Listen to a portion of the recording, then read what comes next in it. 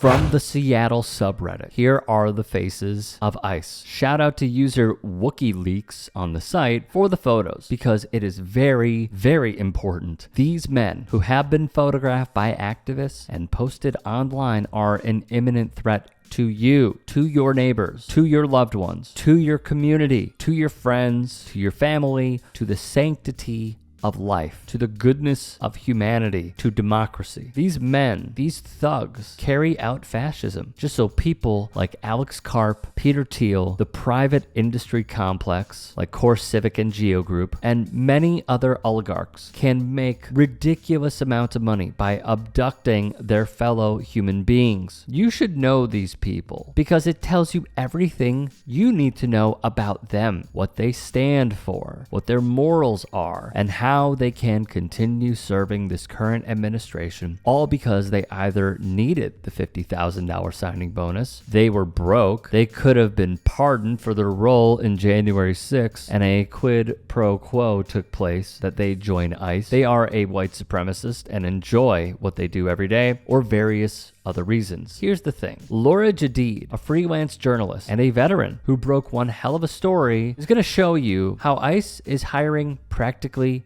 anyone. Laura went to the Immigration and Customs Enforcement Career Expo in Texas last year to see what it was all about. Well, she did just that, let me tell you. What happens next is daunting, to say the least. So Jedeed would write that she went to an esports complex in Arlington, Texas that seats about 2,500 people, and there were at most 150 people there. I think I said this previously, but I'll just reiterate. She says there were 6 people in front of her in line, okay? And to be clear, her views on many different topics as a journalist, from Mike Johnson, ICE, and more, is on full display. It takes just a Google search. Here's what happened next when her name was called. The woman working asked for my name and date of birth. Then, whether I am over 40. I'm 38. Did I have law enforcement experience? No. Military experience? Yes. Did I retire from the military at 20 plus years or leave once my enlistment was up? The latter, I told her, then repeated my carefully rehearsed, completely true explanation for why the resume I'd submitted had a large gap. Quote, I had a little bit of a quarter-life crisis. Ended up going to college for part of that time. And since then, I've been kind of gig economy stuff. The worker would tell Jedeed, and this is from her piece, they would be prioritizing current law enforcement at the very top. They're going to adjudicate your resume. Jedeed thought, obviously, no shot. I just wanted to go. I wanted to explore. I wanted to see what this event was all about. Cringe. Not her, the event. And that there's 0% chance that she would be accepted. Until she received this email. Please note that this is a tentative offer only. Therefore, do not end your current employment. It then listed a series of steps she would have to take. She had 48 hours to log on to USA Jobs and fill out her declaration for federal employment. Then an additional 5 days to return the forms attached to that email. Among the forms, driver's license info, an affidavit that she'd never received a domestic violence conviction, and consent for a background check. And it said, if you are declining the position, it is not necessary to complete the action items listed. Please keep that in mind. The email wanted her to confirm if she would be interested, plus when she could schedule a drug test. She did not reply. Now, one would think our story ends there.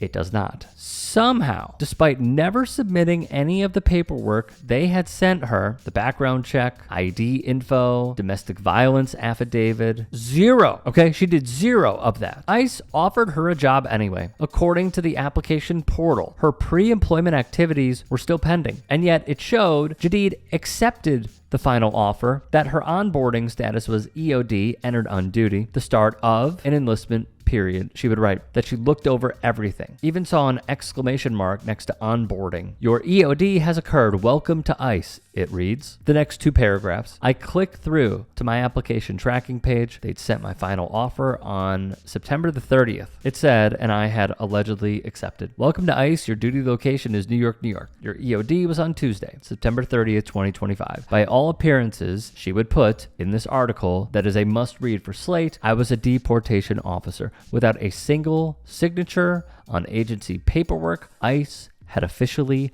hired me. So when I tell you that they will hire absolutely anybody, according to, at the bare minimum, this report, at the bare minimum, a previous report from the Daily Mail, where they printed through their sourcing after a months-long investigation that ICE is bringing in people who are recent high school grads. They don't care if you have, for example, one person asked to be dismissed from class so they could go to their gun charge court case. They do not care if you have white supremacist tattoos on your body. I even saw one photo today displaying just that of an ICE officer in the field. There has been some reporting about a guy who may or may not be with the Proud Boys, one of high rank being within the department. I am telling you, we know it's bad. We have brought you plenty of stories, and it is only going to get worse because they are feeling more and more emboldened. What the Trump administration and Stephen Miller have done is take some people, if not many, with such extreme views that they would mainly post online, maybe they would post on YouTube, Twitter, what have you. And now they're saying, hey, however you feel about those minority communities that you've been brainwashed into thinking, go do it. You say you're about it, go do it. That is what we have right now. A secret police force that is not only abducting people, not only, according to some reporting, essaying people, not only abusing people. One protester even lost an eye, but also killing people. That is where we are at.